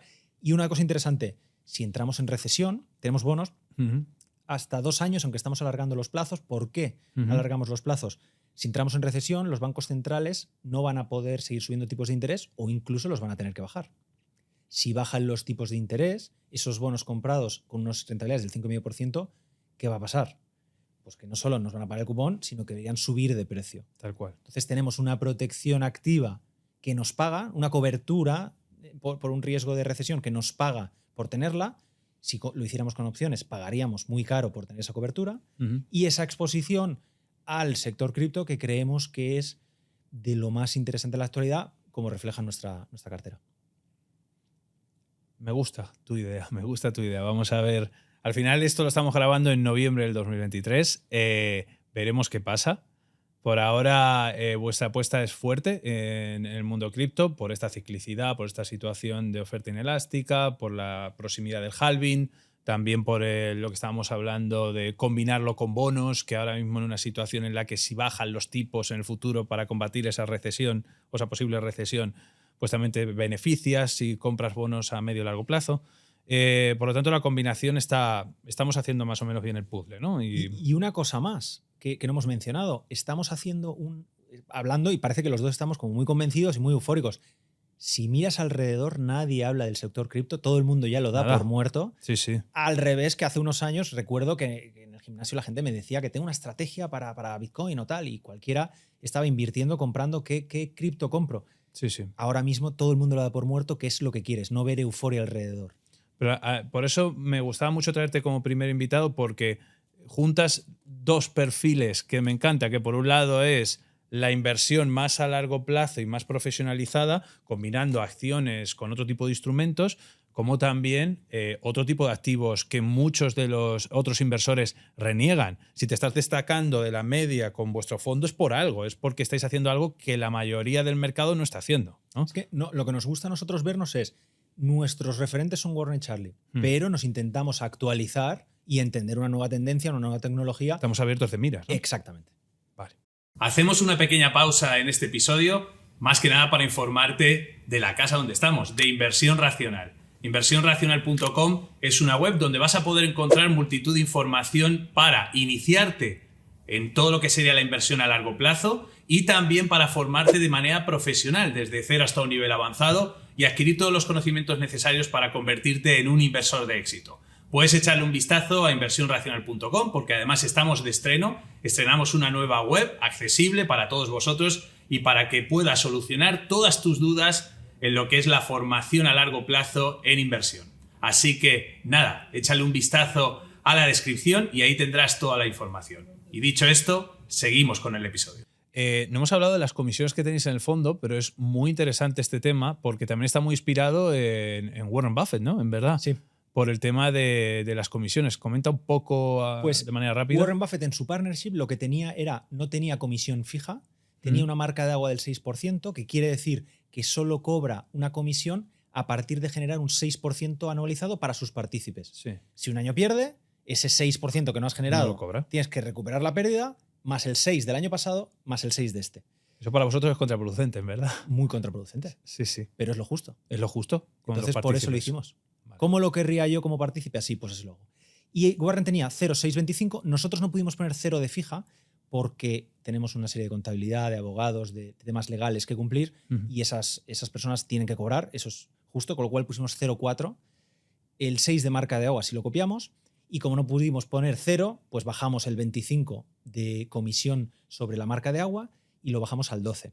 Por cierto, Charlie en su partnership tenía 0,633, que Warren a veces lo dice la de Warren se lleva un cuarto de los beneficios por encima del 6, Charlie se lleva un tercio de los beneficios por encima del 6.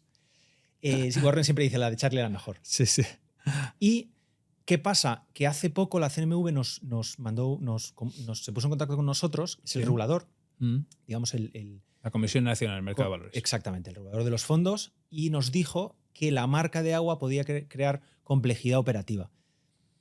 Y nosotros, sin problema, dispuestos a colaborar, y lo que hicimos fue, pues en vez de tener marca de agua, ponemos una comisión solamente sobre beneficios, Sí. y en vez de ser un 12% por encima del 6%, pusimos un 8%.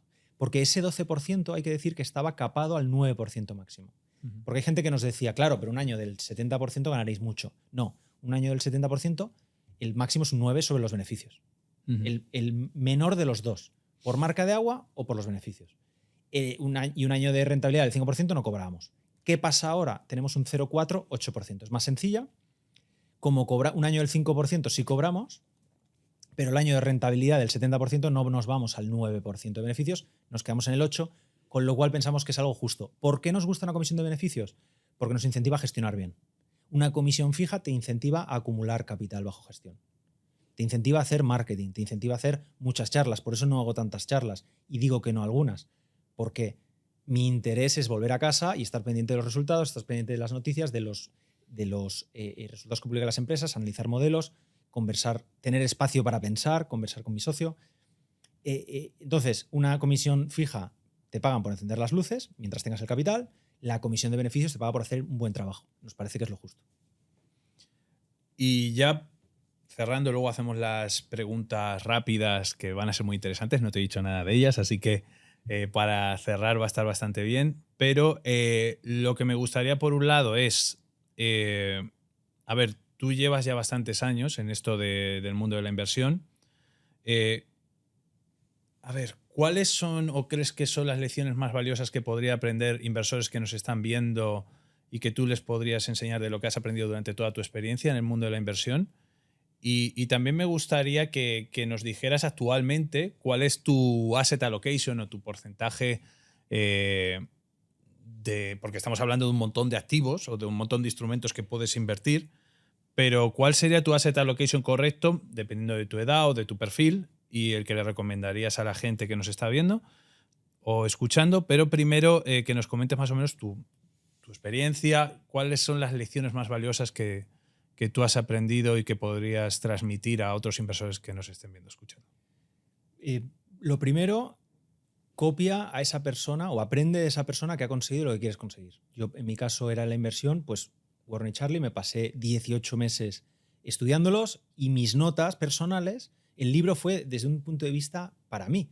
Yo estaba tomando notas porque les escuchaba, Sí. Esas notas las empecé a organizar y pensé, esto podría ayudar a más personas, pero también podría ayudar a mí si lo hago un libro, porque para agruparlo, editarlo y ponerlo bien, me haría interiorizarlo al máximo nivel.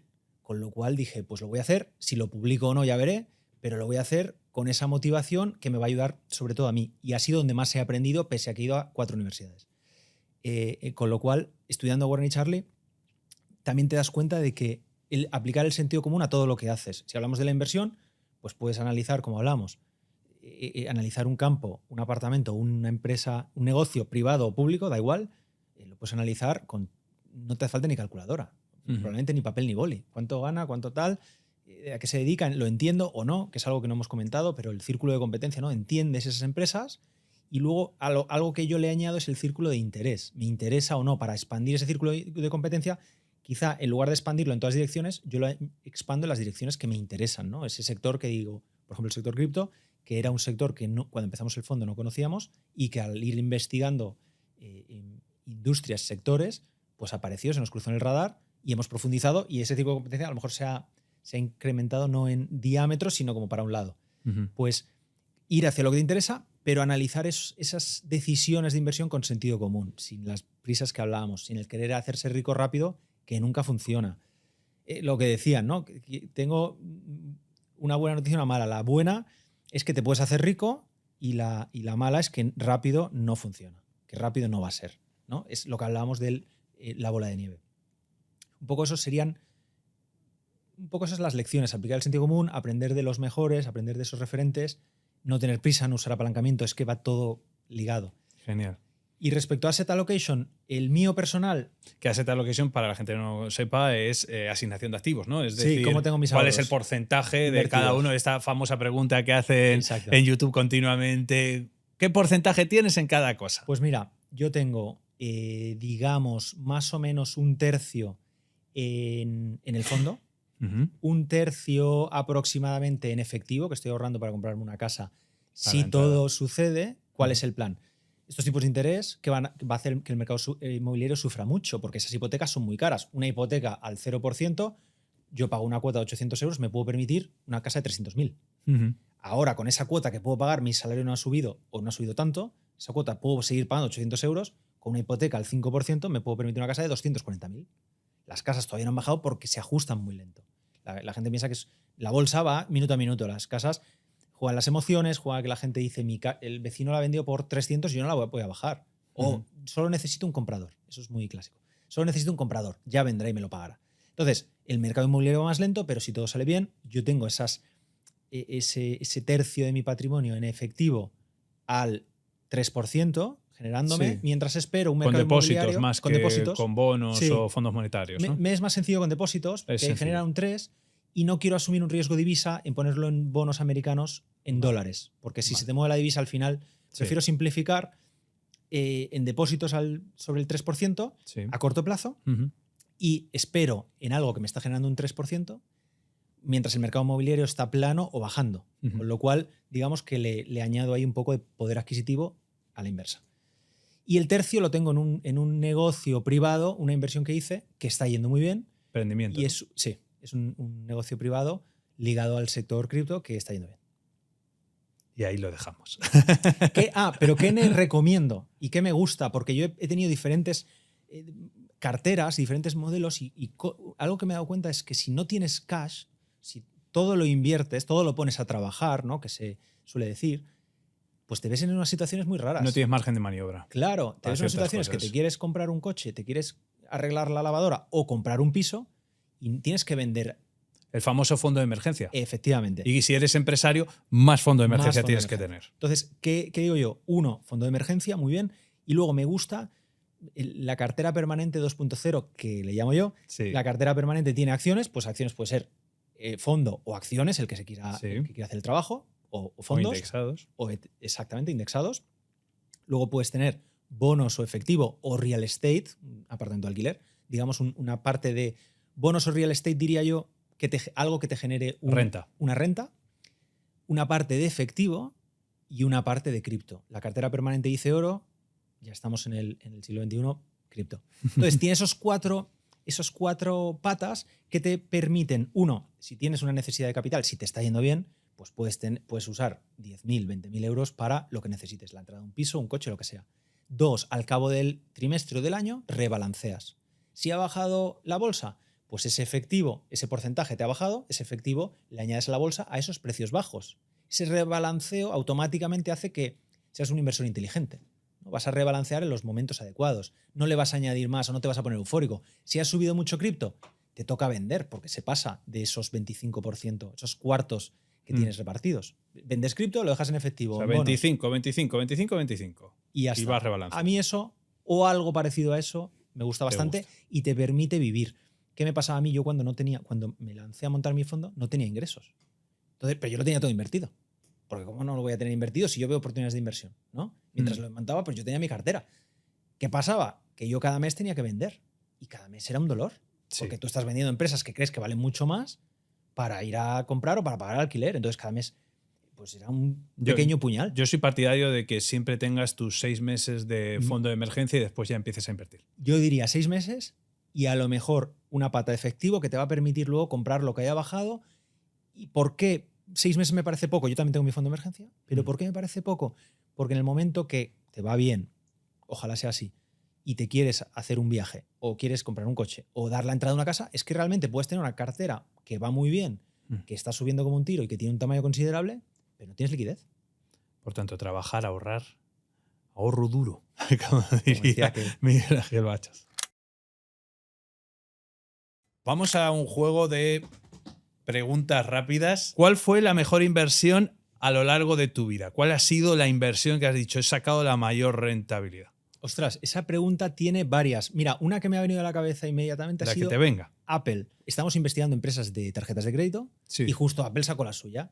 Y dije, pues vamos a incluirla en el análisis, ¿no? En la cesta de compañías que vamos a analizar. Y no me quiero alargar mucho porque tal. Pero bueno, no estamos tan centrados en la calidad. La compramos, subió muy rápido, la vendimos y aprendimos que vender un negocio extraordinario no suele ser buena idea. Entonces nos hizo aprender lo bueno y las sorpresas positivas. ¿Y cuánto subió? Pues no sé si subió un 40%. Y luego subió un por 4. ¿Cuál ha sido tu mayor fracaso? Intentar ir a empresas pequeñas, baratas, que realmente son mediocres. ¿Qué 3 libros recomendarías a cualquier inversor que nos esté escuchando o viendo? Y no tienen por qué ser iniciales, los que a ti ¿Vale? de verdad te encanten. Todo se puede entrenar de Tony Nadal, que es el tío de Rafa Nadal, Sí. y te da y ves por qué Rafa Nadal es como es. Y es un poco de filosofía de vida, no de tenis. Luego otro, yo creo que está en español, pero es de Jocko Willink y se llama Extreme Ownership. Vale. Y quizá el de Morgan Housel me viene a la cabeza. Psicología del dinero. Por ¿no? hablar uno más cercano a la inversión, Es el de muy Psicología top, del dinero. es muy top ese libro. Es un libro muy bueno, agradable de leer. ¿Cuál es la herramienta de productividad que más te ayuda en tu día a día como inversor o en tu día a día? Excel, un poquito del Excel de Google que te permite tener los números actualizados. Entonces nosotros tenemos un Cotizaciones, radar, ¿no? exacto. Tenemos un radar con las valoraciones que vamos actualizando cada trimestre. Si te diera 3 horizontes temporales para invertir, 1 año, 5 años y 10 años, ¿cuáles serían los activos o acciones las que invertirías en cada plazo? ¿Quieres nombres? Sí. Vaya. Si necesitas el dinero un año, en bonos. A 5 años. 5 años. Pues ahí ya podemos hablar a lo mejor de algunas empresas cripto, porque a 5 años pillas 2 halving de Bitcoin, por ejemplo. ¿Y a 10 años? Pues a 10 años yo buscaría las empresas de mayor calidad gestionada por los mejores directivos. Pueden ser algunas de cripto, pero me viene a la cabeza Meta. Una empresa como esa me gustaría. Si recibieras 1 millón de euros en el banco hoy mismo, neteado de impuestos, ¿qué harías con ese dinero? Lo metería en bonos para enfriar la cabeza, porque cuando recibes mucho dinero de repente vas a tomar decisiones estúpidas. Entonces lo metería en bonos a 1 año o a 6 meses o a 2 años y me iría de viaje con mi pareja y con mi familia a un sitio bien chulo a disfrutar. Un gran referente que te haya inspirado en tu vida y pueda servir de inspiración para otros inversores o gente a pie, fuera de Warren o Charlie. Puedo mencionar a Tony Nadal o a Yoko. 3 consejos finales que le darías a todo el público que nos ve y escucha para convertirse en un inversor de éxito. Aprender de los mejores, formación y sentido común. Y ahora, para terminar, es que le hagas una pregunta al siguiente invitado, porque vamos a ir enlazando al final. Este podcast va a ser semanal y vamos a traer a gente referente como tú. Solo te doy una pista que está relacionada con el mundo de la inversión también y de la gestión. Pero no sabemos nombre. Ni nada más. No sabemos Vale. nombre, pero ¿qué le preguntarías tú a esta persona? ¿Cuál es su plan o destino para desconectar de la vorágine de los mercados o del día a día de la inversión? Es una muy buena pregunta. O sea, ¿cómo desfogar de toda... ¿Cómo desconectar? Pues nada, muchísimas gracias, Javier, por haber estado con nosotros en este primer episodio. La verdad es que ha sido un placer absoluto. Estaría hablando contigo horas y horas y horas y horas. Si hemos sido un poco acelerados la audiencia, ha sido por esto, porque me encantaría tocar también. todos los temas. Pero nada, se irá aprendiendo poco a poco y yo creo que ha sido una charla de mucho valor. Muchísimas gracias, Javier. Muchas por gracias a haber ti. Un placer.